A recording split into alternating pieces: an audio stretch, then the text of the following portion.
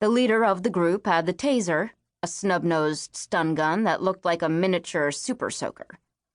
There were 6 baseball bats and 2 commercial bolt cutters scattered among them, hung on loops beneath casual jackets.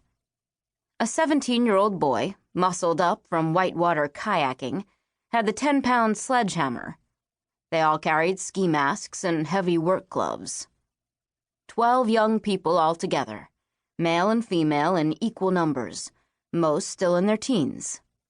If they were stopped by the police, there would be no defense for the gear, so they were on edge, jumpy, looking around as they walked, ready to run. But the distance from the cars was short, and the exposure was brief, a risk that had to be taken. They had one big fence to get through. The fence was 12 feet high, with razor wire on the top. They couldn't climb it. The bottom of the fence was set in a band of concrete. They couldn't dig under it. They couldn't cut through it or even touch it because of a spider web of motion alarms. There was one possible entry, at a back gate. The gate, which was almost never used, was secured with an electronic lock that opened only with the right magnetic card. They didn't have one of those.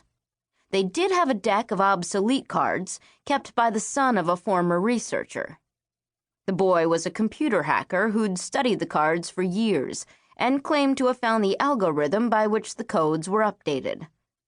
Eventually, one of the women in the group had paid attention to what he was saying. She'd led him through cyber attacks on several animal lab facilities, and the damage had been impressive. The woman took the high school senior as a lover to tie him more tightly to the group. 2 weeks earlier, he'd stuck a recorder card into the electronic lock to get a reading on the current lock code. A few hours later, he'd produced a new card that he swore would open the gate and silence the alarms around it. Some of the members of the group had their doubts, but the boy didn't. He was ultimately convincing. All 12 of the raiders were committed, some more committed than others. At least 2 would give great sighs of relief if the card failed and they couldn't get in. The target was a research laboratory near the university in Eugene, Oregon, a heavy user of live animals. The usual mice and rats, but also rabbits, cats, and rhesus monkeys. The lab's website was glossy and vague. A lot of PR double talk about searching for a cure for Parkinson's disease. But they had an insider who told them that something else was going on. Something a lot stranger and meaner. The animals, he said, were being used and abused in ways that had no relevance to Parkinson's or any other disease. "They're trying to make robots out of living beings," is the way he put it. "I don't know why, but I think they're planning to make robots out of people.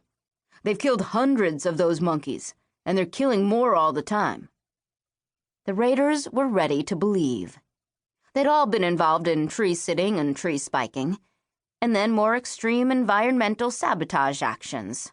They all knew each other and their various levels of commitment. 5 of the 12 had been to jail at least once.